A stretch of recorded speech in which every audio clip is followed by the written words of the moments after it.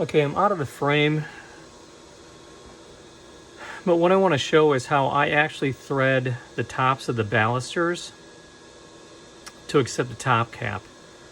I use a bit of a machinist trick.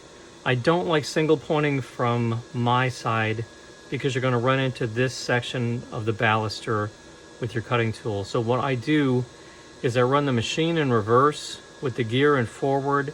I use an internal threading tool and I come from the back side. And I set the machine up so that I can cut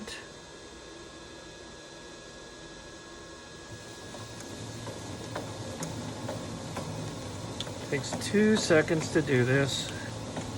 What I'm watching is my threading dial on the opposite side. It's out of the frame, you can't see it. So what I'm going to do is engage the gear and turn it on. And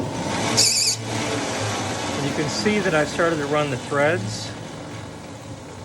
And I have a spot that I know that I'm going back to. It's colored blue so you could actually see the threads going in. And we're going to cut one more time.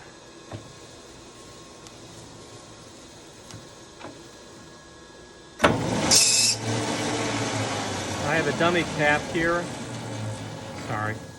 I have a cap here that I can check the threads with to see where we are.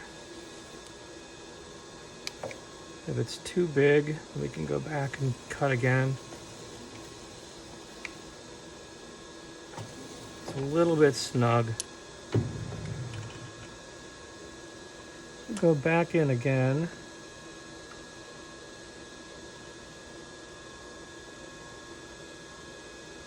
And make one last pass, hopefully.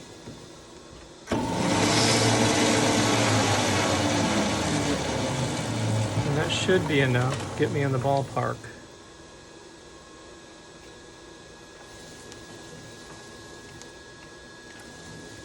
I want it to be a little bit snug, but not overly snug. Don't want the cap to be loose, but I want it to function.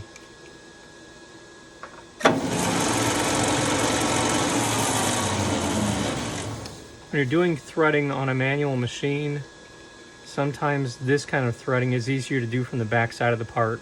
As long as you can run your machine in reverse, it's easy.